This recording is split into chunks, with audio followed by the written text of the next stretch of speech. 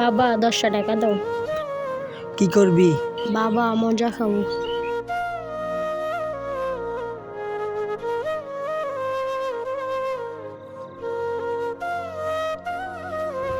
কিরে দাঁড়ায় রয়েছ কেন? বাবা একটা কথা বলবো। হ্যাঁ বল, কি বলবি? বাবা আমার বন্ধুর মেয়েদের বাবা অনেক বড় একটা গরু কিনছে কুরবানির জন্য, আমাদের কি কুরবানি দিবা না? বাবা কিভাবে কুরবানি দেবো বলো? তুমি তো জানো আমাদের অবস্থা, আমরা মধ্যবিত্ত, আমাদের দ্বারা কুরবানি দেওয়া সম্ভব না। না বাবা, আমাদের এবার কুরবানি দিবাই, না দিলে আমি স্কুলে যাওয়া বন্ধ করে দিব। না বাবা, তুমি এই জিদ ধরো না, তুমি তো জানো আমাদের পরিস্থিতি, আমরা কি গরিব। এবার ফসল পানিতে ডুবে গেছে, আমাদের অনেক লোকসান হয়েছে, আমরা কিভাবে কুরবানি দিব বলো? তুমি জিদ ধরো না, সামনের বছর ইনশাল্লাহ আমরা কুরবানি দিব। না, আমাদের এবার কুরবানি দিবাই, না দিলে আমি ভাত খাবো না। আমি গেলাম, কুরবানি না দিলে আমি বাসায় আসবো না। কি যে করব, মা মরা ছেলেটা কুরবানি না দিলে রাগ হবে। তাই গিয়ে দেখি জমিদার মশাইয়ের কাছ থেকে টাকা ধার নিতে পারি কিনা। কিরে জমি টমির কি অবস্থা? দেখছিলাম তো ভালোই। চল জমিটা দেখে আসি। আসসালামু আলাইকুম জমিদার মশাই। ওয়ালাইকুম আসসালাম। জমিদার মশাই, আপনার সাথে কিছু কথা ছিল। কি বলবা বলো। আসলে কি হয়েছে জমিদার মশাই, আমার ছেলে একটা গরু কুরবানি দেওয়ার জন্য আবদার করছে। এখন আপনি যদি পারেন আমাকে কিছু টাকা ধার দিতেন। ধার? আমার বংশের মধ্যে কেউ টাকা ধার দিছিনি, তুই দেখছস? আমি সুদের ব্যবসা করি, সুদে টাকা নিলে নিবি, না হলে এদিক থেকে যা, অযথা সময় নষ্ট করিস না। আচ্ছা ঠিক আছে জমিদার মশাই, আসসালামু আলাইকুম।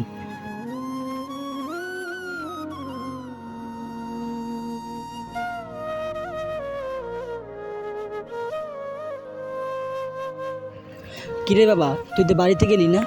না, আমি বাড়িতে যাব না যতক্ষণ পর্যন্ত গরু না কিনবা, আমি বাড়িতে যাব না। কি করবো বল, আমরা তো গরিব, তুই জানোসই। জমিদারের কাছে গেছিলাম, উনি বলছেন হালত দিবেন না, উনি বলছে সুদের টাকা নিলে নাও, না নিলে যাও। আচ্ছা চলো জমিদার বাবুর কাছ থেকে সুদ নিয়ে আসি। কি করবো বল, কোনো তো উপায় নেই। তুই বলতেছ কুরবানি দিতাম, তোর শখ ইচ্ছা অনেক দিনের কুরবানি দিবি। আচ্ছা কি করার, চল।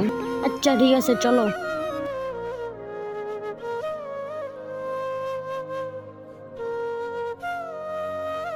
আসসালামু আলাইকুম। ওয়ালাইকুম আসসালাম।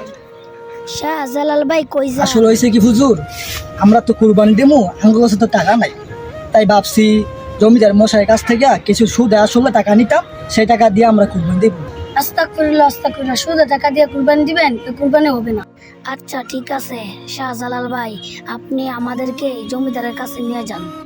ঠিক আছে চলেন হুজুর, আমরা জমিদার কাছে আপনাকে নিয়ে যাই। আরাফাত, জমিতে তো দেখলাম ফসলাদি ভালোই হলো, তো তুমি এক কাজ করো, আমার তো গলা শুকিয়ে গেছে, তুমি নাহিদের ডিপ মেশিন থেকে এক বোতল পানি নিয়ে আসো, সাথীটা ওর কাছে দিয়ে দাও, যাও তাড়াতাড়ি আসো।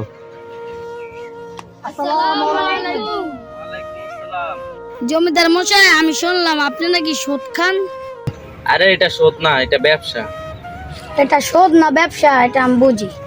জমিদার মশাই, আপনি কি এবার কুরবানি দিবেন? হ্যাঁ, আমি অনেক বড় গরু কুরবানি দিব, কিন্তু ঈদের দিন আপনি সর্বপ্রথম আমার গরু কুরবানি দিবেন। হ্যাঁ, আমি তো থাকবো ইনশাল্লাহ, কিন্তু আপনার কুরবানি হবে না। হ্যাঁ, এটা কি বললেন? আমার কুরবানি হবে না মানে? দেখেন, আপনাদের সুদ খান, সুদের টাকা দিয়ে কুরবানি হবে না।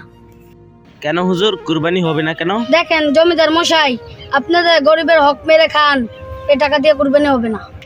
দেখেন জমিদার মশাই, যারা 7 জন মিলে কুরবানি দেয়, এদের মধ্যে একজনের টাকা যদি হারাম হয়, ওই 7 জনের মধ্যে একজনের কুরবানি হবে না। ये दुनिया छोड़ दी हमने तेरी खातिर मेरे मौला ये चाहते हैं। হুজুর, আপনি আমাকে মাফ করে দেন। আপনি আমার কাছে মাপ চান না, আপনি আল্লাহ তাআলার কাছে মাপ চান। আচ্ছা, আমার কাছ থেকে শোধ নিতে হবে না, আপনি আমার কাছ থেকে ধার নেন, আপনার যেই সময় মন চায় আপনি দিয়ে দিন।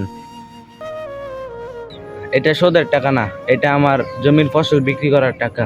জমিদার মশাই, আপনাকে অনেক ধন্যবাদ, আপনি আপনার নিজের ভুল বুঝতে পেরেছেন। হুজুর, আপনাকে বলতেছি আর আপনাদের সকলকে বলতেছি, ঈদের দিন সকালে আপনারা সবাই আমার বাসায় চলে আসবেন। আমাদের সকলের ঈদের দাওয়াত রইল। আচ্ছা ঠিক আছে জমিদার মশাই, আমরা সবাই ইনশাল্লাহ আসবো।